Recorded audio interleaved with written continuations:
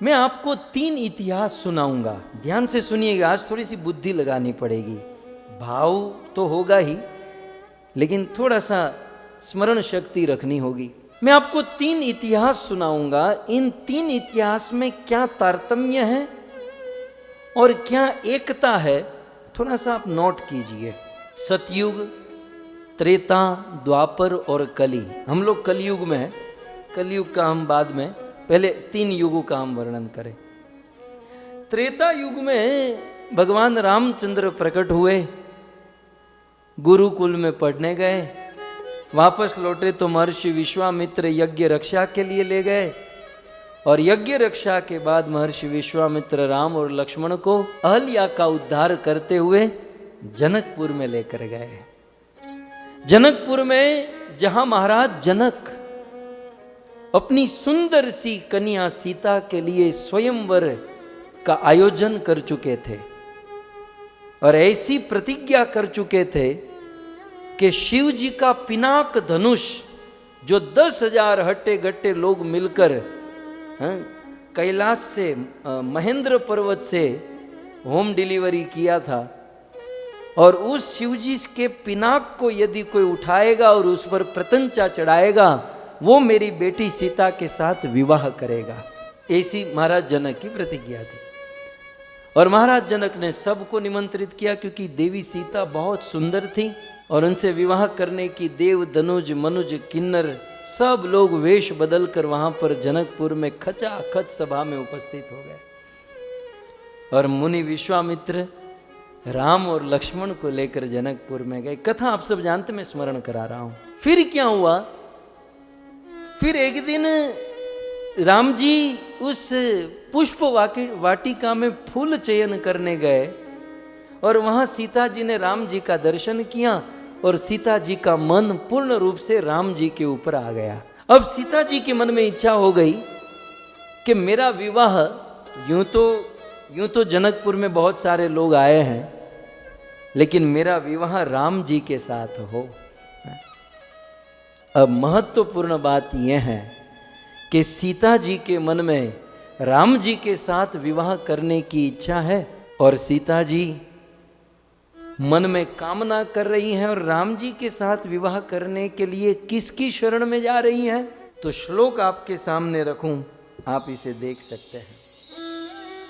तेहि अवसर सीता तह आई, गिरिजा पूजन जननी पठाई।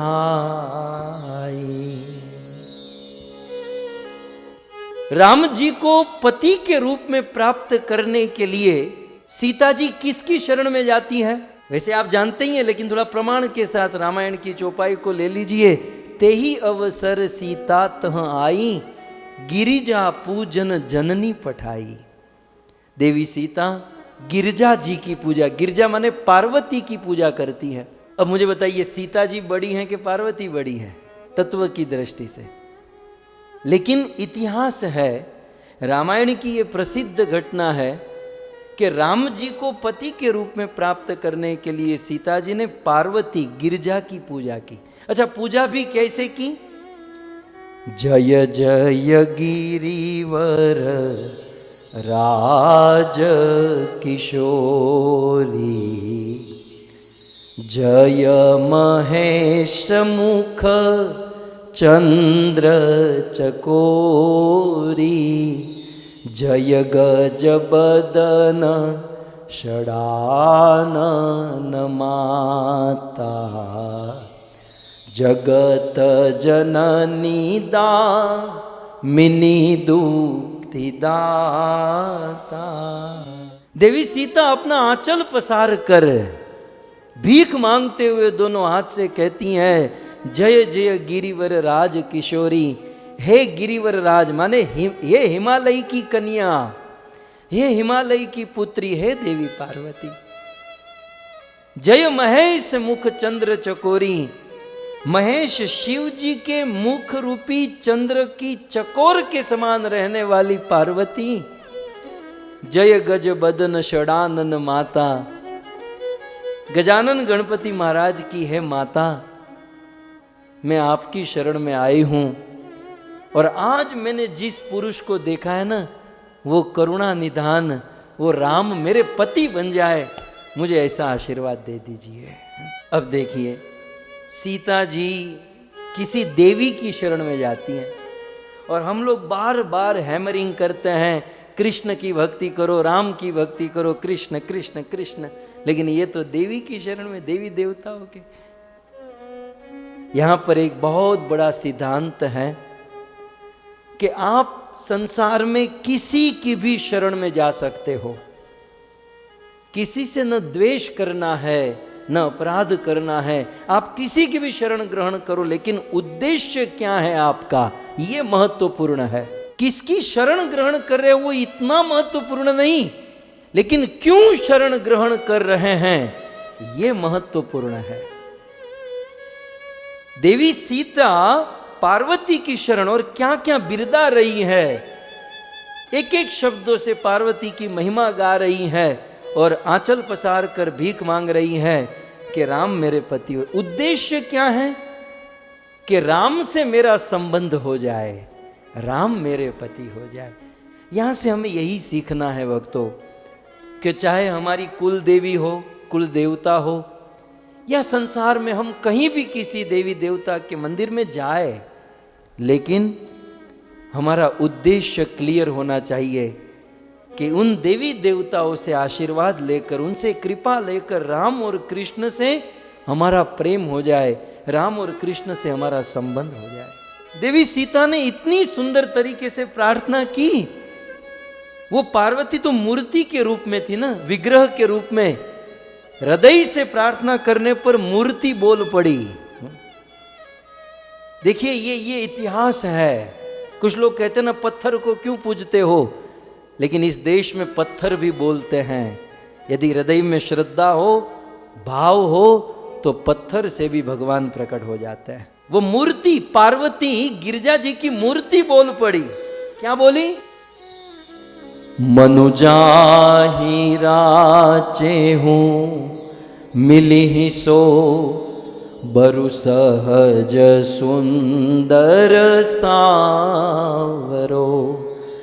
करुणा निधान सुजान सिलु स्नेहु जानत रावरो, एहि भांति गौरीय शीस सुनी सिय सहित हिय हर्षी अली, तुलसी भवानी पूजी पुनि पुनि मुदित मन मंदिर चली। जब हृदय से भाव से देवी सीता ने प्रार्थना की, आंखों से अश्रु की धारा होने लगी, तब वो पार्वती की, वो गिरजा जी की मूर्ति बोल पड़ी। क्या बोली? शब्द देखिए, आपने कई बार गाते सुनते होंगे। मनु जाहि राचेहु मिली ही सो बरु सहज सुंदर सांवरो। हे सीते, मनु, मनु माने मन, मन जाहि राचेहु, तुम्हारे मन में जिसके प्रति आसक्ति हो चुकी है, माने तुम्हारा मन राचेहु माने जिसके प्रति अनुरक्त हो गया है, मैं उसे जानती हूं। अच्छा माता, आप उनसे जानती हो? बोले हाँ। सो बरु सहज सुंदर सांवरो, बहुत सुंदर सांवरे रंग का उनका रूप है, और सहज सुंदर, हमारी तरह मेकअप करके नहीं, सहज सुंदर है। बेटी, करुणा निधान सुजान सिलु स्नेहु जानत रावरो, मैं जानती हूं तुम उस करुणा निधान सुजान शीलवान स्नेहवान उस परम वीर राम के साथ विवाह करना चाहती हो। मैं तुम्हें आशीर्वाद देती हूं कि कल उस राम के साथ तुम्हारा विवाह अवश्य हो जाएगा। जब इस प्रकार से पार्वती ने आशीर्वाद दिया, तो यही भांति गौरी आशीष सुनी। इस प्रकार के गौरी पार्वती के आशीष आशीर्वाद सुनकर सिय सहित सिय सीता जी और उनके साथ उनकी अली माने उनकी सखी हर्षी, सबको सबके हृदय में हर्ष होने लगा। और तुलसी भवानी पूजी पुनी पुनी मुदित मन मंदिर चली, और सीता के मन में परम मूद परम आनंद, और परम आनंद करते हुए देवी सीता उस मंदिर से वापस लौटी। गोस्वामी जी बहुत सुंदर पद लिखते हैं कि जानी गौरी अनुकूल सिय ही हरिशुन जाय कहीं। पार्वती जी का जब आशीर्वाद मिला तो सीता के हर्ष का कोई ठिकाना नहीं रहा। कोई नहीं कह सकता सीता के मन में कितना आनंद। लेकिन एक चीज बाहर से दिख रही थी, मंजुल मंगल मूल बाम अंग फरकन लगे। सीता जी का बाम अंग फरकने लगा। और जब हमारे शरीर का बाम अंग फरकता है तो समझो कुछ मंगल होने वाला है, कुछ शुभ होने वाला है। मतलब राम जी के साथ विवाह होने वाला है। आपके जीवन में भी जब बाम अंग फरके ना तो समझो कुछ अच्छा होने वाला है। लेकिन ये अंग 5-10 मिनट फरके तो ठीक है, आधा 1 घंटा 2 घंटा फरके तो सीधे डॉक्टर के पास जाना चाहिए, कहीं अटैक ना आ जाए। लेकिन सीता जी का बाम अंग फरकने लगा और देवी सीता, फिर तो आप जानते हैं कि दूसरे दिन राजसभा बिराजत रूरे, उड़गन महू बिनु बिदुपुरे। राम सिया राम जय जय राम। फिर तो दूसरे दिन राम जी आए और जिनकी रही भावना जैसी, प्रभु मूरत देखी तिन्ह तैसी। सबने राम जी का दर्शन किया। जनक जी ने विश्वामित्र का स्वागत करते हुए ऊंचे आसन पर बिठाया और उनके बगल में राम लक्ष्मण को बिठाया। राम जी से सबको ईर्ष्या होने लगी। लेकिन राजा लोग सोचे आए हैं सीता के लिए, छोड़ो ना, उनको कौन देखे। और सारे राजा एक के बाद एक धनुष को उठाने का प्रयास करने लगे। लेकिन जैसे जैसे धनुष को उठाते जा रहे थे मानो धनुष भारे होने लगा। और धनुष जब किसी से नहीं टूटा, किसी से नहीं उठा, जनक जी को बड़ा आक्रोश क्रोध हुआ। लक्ष्मण जी से नहीं रहा गया, लक्ष्मण जी को भी आक्रोश। विश्वामित्र ने देखा कि अब समय अनुकूल है, राम जी को इशारा किया और राम जी धनुष के पास मनी मन माता पिता का स्मरण करके, गुरुदेव को प्रणाम करके, धनुष की 3 परिक्रमा करके शिव जी से क्षमा याचना करते हुए, महाराज आपका ये तोड़ने जा रहा हूं, मुझे क्षमा कीजिएगा। और गोस्वामी जी ऐलान करते हैं, ते ही छन राम, ते ही छन राम मध्य दनु तोरा, भरे भुवन धुनि घोर कठोरा, भरे भुवन धुनि घोर कठोरा। भगवान रामचंद्र ने उस धनुष को तोड़ दिया और सीता और राम जी का विवाह हो गया। ठीक है, इतना काफी है। अब मेरा प्रश्न यह है कि सीता जी को राम पति के रूप में हासिल हो गए दूसरे ही दिन। अब यदि पूछा जाए कि इसका कारण क्या था, क्योंकि पिछले दिन सीता जी पार्वती के शरण में गई और उनका आशीर्वाद मिला, राम जी मिल गए। ओके, इस प्रसंग को याद रखिएगा। मैं और एक प्रसंग सुनाने जा रहा हूं। यह था त्रेता युग का। अब द्वापर युग का एक प्रसंग सुनिए। द्वापर युग में भारत में महाराष्ट्र में एक महाराष्ट्रन लड़की रहती थी। विदर्भ देश के राजा भीष्मक की कन्या थी और जिसका नाम था रुक्मणी। रुक्मणी के मन में इच्छा हो गई कि मैं कृष्ण के साथ विवाह करूं। अब इच्छा कहां से हुई आप सब लोग जानते ही हैं। श्रुत्वा गुणान भुवन सुंदर शृण्वताम ते, नारद व्यास असित देवल धौम्य, अनेकों ऋषि मुनि उनके राज्य में आते थे और उनके चरणों में बैठकर उनकी सेवा करते हुए रुक्मणी ने कृष्ण की बहुत कथाएं सुनी। और कथा सुन सुनकर रुक्मणी का मन निर्लज्ज होकर कृष्ण में लग गया। और अब कृष्ण के साथ विवाह। लेकिन रुक्मणी का भाई जिसका नाम था रुक्मी, वो जैसे तैसे जरासंध का मित्र था, और जरासंध ने कहा कि अपनी बहन के लिए कृष्ण नहीं शिशुपाल अच्छा है, तुम अपनी बहन का विवाह शिशुपाल के साथ कराओ। तो रुक्मी ने जरासंध के कहने पर रुक्मणी का विवाह शिशुपाल के साथ तय कर दिया और बोले नेक काम में देरी नहीं, परसों ही विवाह हो जाना चाहिए। अब रुक्मणी के मन में चिंता, क्या होगा क्या होगा। तब विवाह के अगले दिन, पिछले दिन, रुक्मणी एक पत्र लिखती है और अपने ब्राह्मण को बुलाकर देती हैं कि आप ये कृष्ण को पहुंचा दो। कृष्ण को पत्र पहुंचा, कृष्ण ने पढ़ा। हमने ये सब कथाएं सुनी है, लेकिन अब रुक्मणी को तो पता नहीं है ना कि कृष्ण आएंगे नहीं आएंगे। पत्र पढ़ा भी होगा, पत्र पढ़कर उन्होंने क्या किया होगा वो तो जानती नहीं है। और यहां शादी का दिन आ गया और उस विवाह की ऐसी परंपरा थी कि गांव की बेटी का जब विवाह होगा तो पहले मंदिर में दर्शन करेगी और फिर विवाह मंडप में जाएगी। अब देखिए, सीता जी ने राम जी को पति के रूप में प्राप्त करने के लिए किसकी शरण ग्रहण की? पार्वती की। अब रुक्मणी को देखिए, श्रीमद् भागवत जी का ही प्रसंग है, मैं आपके बीच में ये प्रसंग रखूं। रुक्मणी उवाच, देखिए रुक्मणी के मुख से निकला हुआ शोक। रुक्मणी मंदिर जाती है, अब उनको पता नहीं है, कृष्ण को लेटर तो लिख दिया है, लेकिन आएंगे नहीं आएंगे क्या होगा।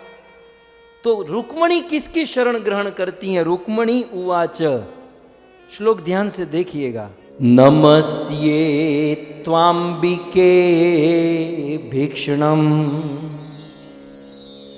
स्वत्सन्तानयुतां शिवम्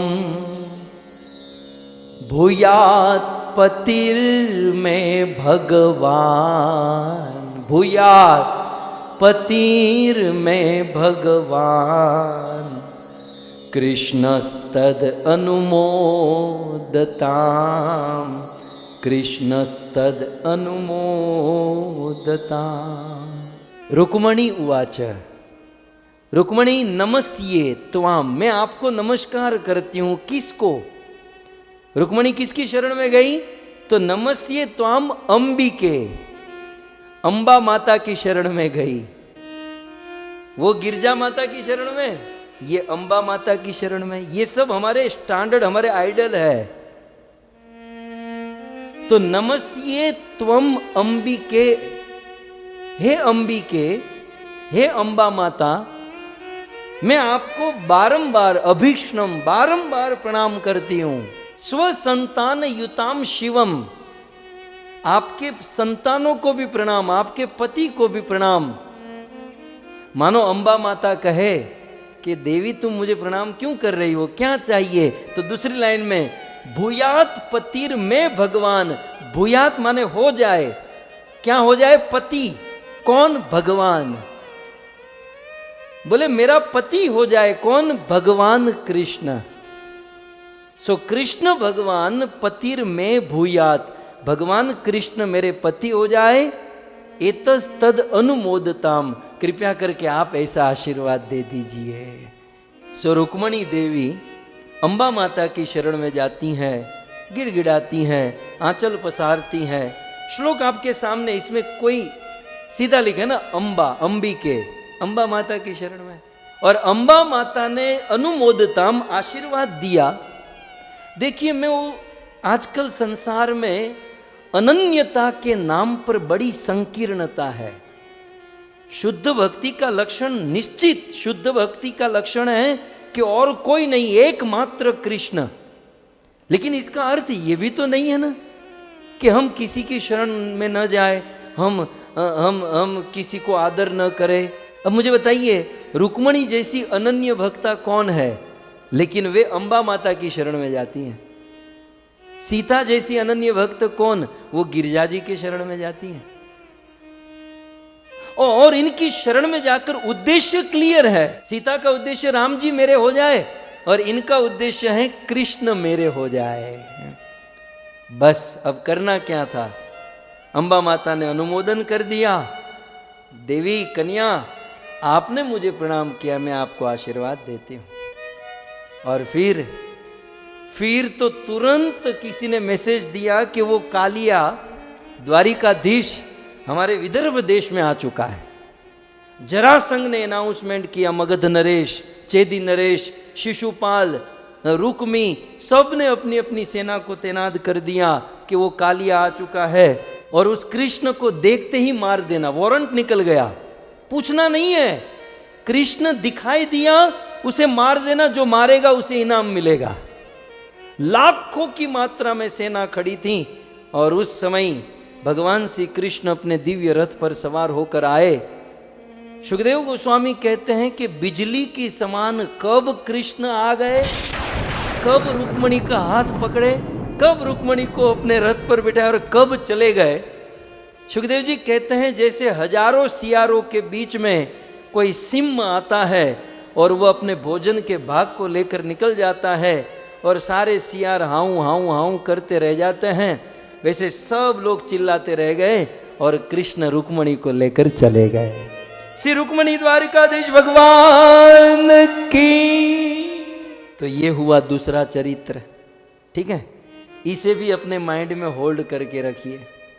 और मैं एक चरित्र, सीता से उत्तम रुक्मणी और रुक्मणी से भी उत्तम कौन, ब्रज की ब्रजांगना, ब्रज की गोपिया। देखिए हमें तुलसी जी की महिमा पर आना है, मैं थोड़ा सा ये इतिहास बताकर फिर आगे बढ़। मैं सभी युगों की, त्रेता युग का हो गया, सतयुग का, अब द्वापर युग में चलिए। द्वापर युग में भगवान श्री कृष्ण की सबसे उत्तम भक्ता कौन, गोपिया। अच्छा, उन गोपियों के विषय में क्या कहा गया। और सुखदेव गोस्वामी कहते हैं हेमंत ऋतु की ठंड में श्री शुक उवाच हेमंते प्रथमे मासी, इस हेमंत ऋतु में प्रथम महीने में नंद ब्रज कुमारी का, नंद बाबा के ब्रज में रहने वाली कुमारी का 5-7 साल की जो कन्याएं थी, कुमारी का माने 5-7 साल की, वो क्या करती थी, चेरु हविष्य भुंजा नाम, भोजन भोग त्याग दिए, रोटी सब्जी पूड़ी, हमारी भाषा में पिज्जा पास्ता चाइनीज, ये सब त्याग दिया और क्या करने लगी, चेरु हविष्य भुंजा नाम, हविष्य खाने लगी। हविष्य माने यज्ञ में आहुति में जो इस्तेमाल होता है, यज्ञ आहुति में आप जानते हैं ना, वो चावल मूंग आदि इस्तेमाल होता है। तो ये हमारी भाषा में ये चावल और मूंग जिसमें नमक भी नहीं डालना, जिसे हम खिचड़ी कहते हैं, बहुत मांदा हो जाते हैं ना, मरवा पड़ते हैं, तब ये खिलाया जाता है। लेकिन गोपियां इस महीने में खाने लगी। भक्तों इस मतलब चिलचिलाती, मतलब कड़क ठंडी में, ऐसी ठंड में बर्फीले यमुना के जल में सुबह 3:30 बजे जगकर स्नान करती, यमुना की बालू से एक बहुत सुंदर मूर्ति बनाती और मूर्ति बनाकर केवल हविष्य खाकर वो सेवा करती। अब गोपियां किसकी सेवा करती थी, गोपियों ने किसकी सेवा की, तो दूसरी लाइन के अंत में आप देख सकते हैं, कात्यायन्य अर्चन व्रतम। ब्रज की गोपियों ने कात्यायनी देवी की पूजा की। यहां पर भी देवी आ गई। किस प्रकार से पूजा की, देखिए उद्देश्य क्लियर है। कहती हैं कात्यायनी महामाये महायोगेन धीश्वरी नंद गोप सुतम देवी पति में कुरुते नमः। 1 महीने तक लगातार कात्यायनी देवी की बालू से मूर्ति बनाकर कात्यायनी देवी की पूजा करने लगी, तपस्या करने लगी, व्रत रहने लगी। और व्रत रहकर उद्देश्य क्या था कि नंद गोप सुतम, नंद बाबा का बेटा पति में, हमारा पति बन जाए। और 1 महीने तक यह लीला हुई, 1 महीने तक यह व्रत हुआ।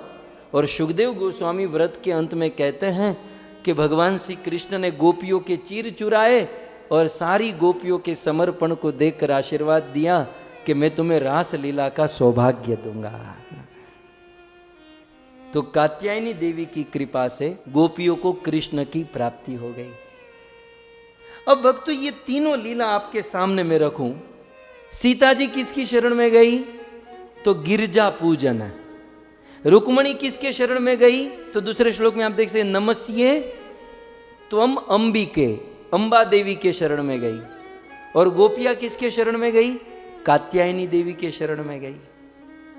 ठीक है। और तीनों को अपने अपने, उनको राम मिले, इनको कृष्ण, द्वारिकाधीश कृष्ण, और गोपियों को। अब देखो इसमें भी थोड़ा तारतम्य है। सीता जी ने क्या मांगा? तो दूसरी लाइन में लिखा है करुणा निधान। सीता जी ने भगवान को करुणा निधान के रूप में मांगा, इसलिए भगवान मर्यादा पुरुषोत्तम के रूप में उनके पति बने। ठीक है। फिर रुक्मणी जी ने क्या मांगा? दूसरे श्लोक में आप देख सकते हैं नमस्ये त्वम अंबिके भीक्ष्णम स्वसंतान युताम शिवम भूयात पतिर में भगवान कृष्ण। बोले भगवान कृष्ण मेरे पति हो। माने रुक्मणी की कृष्ण में भगवत बुद्धि थी, ऐश्वर्य बुद्धि थी, और इसलिए उनको कृष्ण मिले, लेकिन ऐश्वर्य भाव वाले कृष्ण, मतलब द्वारिका वाले कृष्ण मिले। मतलब जैसा मांगा ऐसा एक्यूरेट वैसा ही मिला। लेकिन गोपियों ने क्या मांगा? तीसरे नीचे के श्लोक में देखिए, गोपियों ने क्या मांगा? नंद गोप सुतम। हमें वो करुणा निधान भी नहीं चाहिए, वो भगवत ऐश्वर्य भी नहीं चाहिए, हमें तो नंद गोप, हमें तो ये जो ग्वाला है ना, ये रोज गैया चराने जाता है, ये बांसुरी बजाता है, ये ग्वाला हमको चाहिए। तो कात्यायनी देवी की कृपा से उनको ग्वाले के रूप में कृष्ण मिल गए। अब ये तीनों में मैं आपको जो कहना चाहता हूं, श्रीपाद सनातन गोस्वामी ने बृहद वैष्णव तोषणी एक टीका लिखी, उनमें वे कहते हैं कि ये तीनों अंबा माता, कात्यायनी देवी और गिरजा देवी के शरणों में जाती हैं। क्यों? क्योंकि ये तीनों देवी है, और देवी जो होती है, माँ जो होती है, उसका हृदय करुणा से भरा होता है, और करुणा के कारण वो हमारी सारी मनोकामना, इच्छा को तुरंत पूर्ण कर सकती है। ओके, तो सतयुग, द्वापर, त्रेता तीनों का हो गया। ठीक है। अब ये तीनों तो हो गए, ये तो पा गए। अब हम हमारे ऊपर आए कि भाई हमें ये नंद गोप सुतम देवीम, हमें कृष्ण अपने पति के रूप में चाहिए, सखा के रूप में चाहिए, स्वामी के रूप में चाहिए। हमारा कृष्ण से संबंध हो जाए, हमें कृष्ण को संबंधी के रूप में चाहिए। तो हमें भी किसी माता जी के पास जाना पड़ेगा, क्योंकि माँ का हृदय कोमल होता है, तुरंत अपने भक्तों की सुन लेती हैं। तो सतयुग, त्रेता, द्वापर में अंबा माता, कात्यायनी माता और गिरजा माता के शरण में गई। लेकिन यहां प्रश्न हुआ कि कलयुग में हमें किस माता के पास जाना चाहिए? यदि राम और कृष्ण को पति, पुत्र, स्नेही, संबंधी के रूप में प्राप्त करना हो तो तब शास्त्र में कहा गया, यदि कलयुग में आपको जाना है तो वृंदे देवी, तुलसी माता की शरण ग्रहण करनी चाहिए। श्री तुलसी मैया की वृंदाय तुलसी देव्ये प्रियाये केशवस्य च कृष्ण भक्ति प्रदे देवी सत्यवत्ये नमो नमः। मैं ये दावा नहीं कर रहा हूं कि ये श्लोक आप पहली बार सुन रहे हैं, ये हजारों बार सुन चुके हैं, लेकिन इस श्लोक को कनेक्ट जो किया जा रहा है कि जैसे अन्य युगों में गिरिजा जी की को प्रसन्न करके राम जी को प्राप्त कर लिया, अंबा को प्रसन्न करके रुक्मणी ने द्वारकाधीश को प्राप्त कर लिया, कात्यायनी देवी को प्रसन्न करके गोपियों ने उस गोप कृष्ण को प्राप्त कर लिया, ठीक उसी प्रकार कलयुग में वृंदा देवी को प्रसन्न करके हम कृष्ण को प्राप्त कर सकते हैं। सो ये है वृंदा देवी की महिमा। भक्तों, वृंदा देवी के विषय में कहा गया, जगत धात्री नमस्तुभ्यम विष्णुश्च प्रिय वल्लभे यतो ब्रह्मा दयो देवा सृष्टि स्थिति अंतकारिणा।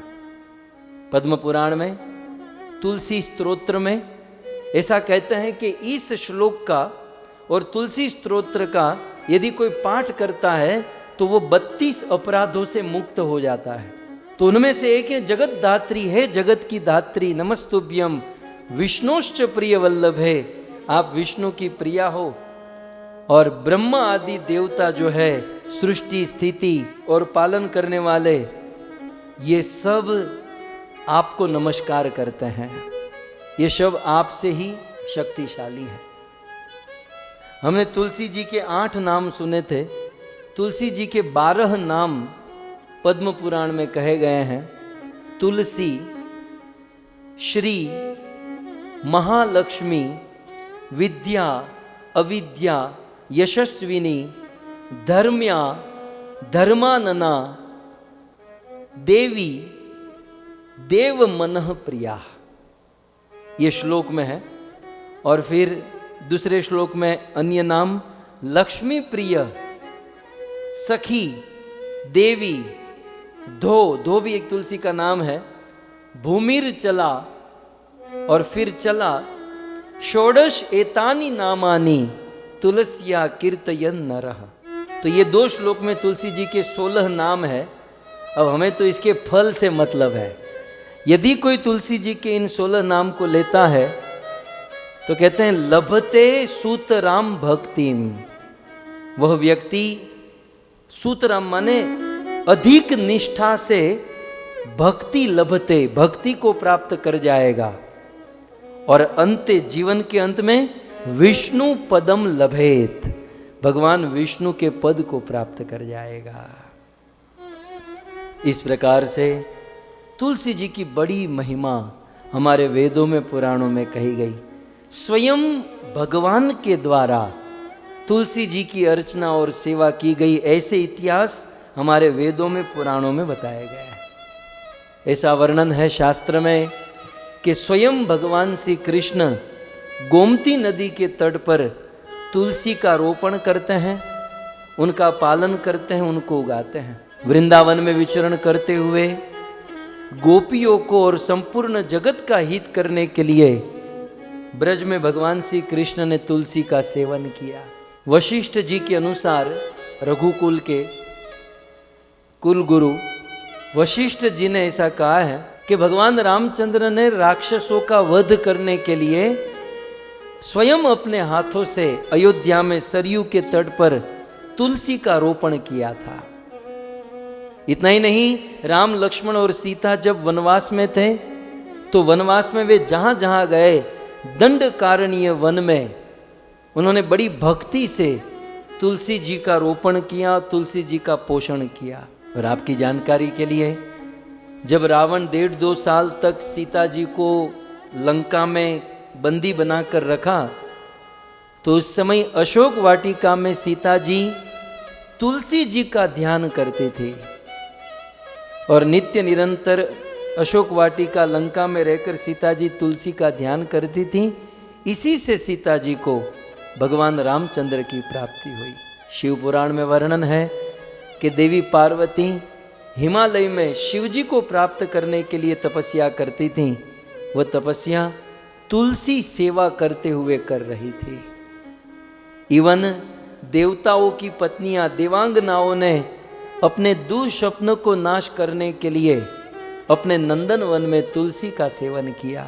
पद्म पुराण में लिखा है कि तुलसी से टपकता हुआ जल यदि हमारे शरीर पर धारण हो जाए तो उसके 2 फल मिलते हैं। तुलसी पत्र से टपकता हुआ जल माने हमारे वहाँ तो भारत में मुंबई में मान लो 3री-4थी मंजिल में तुलसी में कोई जल डाल रहा है और वो पानी नीचे किसी के ऊपर गिरे तो झगड़ा होता है।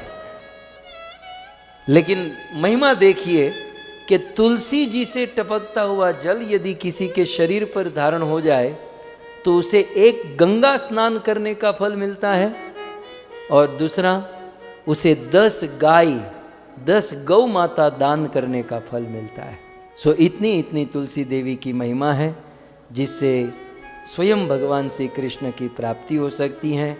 और हमारा परम सौभाग्य है कि हम ऐसी तुलसी महारानी के शरणों में बैठे उनकी कथा का श्रवण कर रहे हैं। ऐसा लिखा है कि यदि कोई व्यक्ति प्रतिदिन तुलसी जी की कथा का श्रवण करता है तो प्रतिदिन तुलसी जी की कथा का श्रवण करने से 3 वस्तु होती है। उस व्यक्ति को कभी रोग नहीं होता। और ये प्रैक्टिकल मेरा अनुभव, जिस दिन मैंने कथा शुरू की, आप में से कुछ लोग जानते भी थे कि मेरी तबीयत ठीक नहीं थी, लेकिन जैसे कथा शुरू हुई रोग दूर। सो तुलसी जी की कथा श्रवण करने से और तुलसी कथा का पाठ करने से एक तो रोग दूर होता है, दूसरा अज्ञान दूर होता है, और तीसरा व्यक्ति जहां जहां जाएगा वो परम विजय को प्राप्त होता है। जे तुम्हार शरण लोय तार वांछ पूर्ण होय, कृपा करी करो तारे वृंदावन वासी, तुलसी कृष्ण प्रेयसी नमो नमः। मनुष्य जीवन का सर्वोच्च लक्ष्य है भगवत प्रेम। हमारे ब्रह्म मध्व गौड़ी आचार्य ने तो यहां तक कहा कि हम वैष्णवों का, हरि भक्तों का लक्ष्य वैकुंठ या गौलोक धाम भी नहीं है। ईश्वर को चाहे जहां रखना हो सो रखें, परंतु हमारी एक ही लालसा है कि हमें भगवत प्रेम हो जाए। और उस भगवत प्रेम को प्राप्त करने की विधि क्या है? श्रवणम कीर्तनम स्मरणम वंदनम पाद सेवनम अर्चनम साख्यम दास्यम आत्मनिवेदन, ये विधि है। और उस भगवत प्रेम को प्राप्त करने की स्थिति क्या है? 2 अलग चीजें हैं। मनुष्य जीवन का लक्ष्य है भगवत प्रेम। उस प्रेम को प्राप्त करने की विधि श्रवणम कीर्तनम स्मरणम वंदनम, लेकिन स्थिति श्रद्धा, साधु संग, भजन क्रिया, अनर्थ निवृत्ति, निष्ठा, रुचि, आसक्ति, भाव और प्रेम। भगवत प्रेम तब तक नहीं मिलेगा जब तक हमारी साधना में या समझो 5 वस्तु में निष्ठा नहीं होगी। यदि 5 चीज में निष्ठा हो गई तो भगवत प्रेम दूर नहीं है। प्रत्येक वैष्णवों को, प्रत्येक हरि भक्त को, जिसे विष्णु को, कृष्ण को, राम को प्रसन्न करना है, जैसे ये रुक्मणी आदि को जैसे प्राप्त किया है भगवान को, वैसे हमें प्राप्त करना है तो 5 वस्तु में निष्ठा अत्यंत आवश्यक है। प्रथम एकादशी निष्ठा। एकादशी में निष्ठा हमें भगवत प्रेम और भगवान की प्राप्ति कराएगी। दूसरा नाम निष्ठा, हरि नाम। और वैसे तो चहु जुग चहु श्रुत, चारों युग में, चारों श्रुति में नाम की महिमा, लेकिन कलयुग में तो बिना नाम के कुछ हो ही नहीं सकता। सो एक एकादशी निष्ठा, दूसरी है नाम निष्ठा, तीसरी है धाम निष्ठा। धाम, भगवत धाम, गोकुल, मथुरा, वृंदावन, मायापुर, जगन्नाथपुरी, धाम निष्ठा। चौथी है गुरु और वैष्णवों में निष्ठा, और 5वीं है तुलसी निष्ठा। ये ऐसा नहीं कि पहला नंबर में ज्यादा निष्ठा, दूसरे में कम। ये मतलब ये 5 में समान निष्ठा होनी चाहिए। सो एकादशी, नाम, धाम, गुरु, वैष्णव और तुलसी। जब तक इन 5 वस्तु में निष्ठा नहीं होगी, भगवत प्रेम या भगवान की प्राप्ति इम्पॉसिबल समझिए।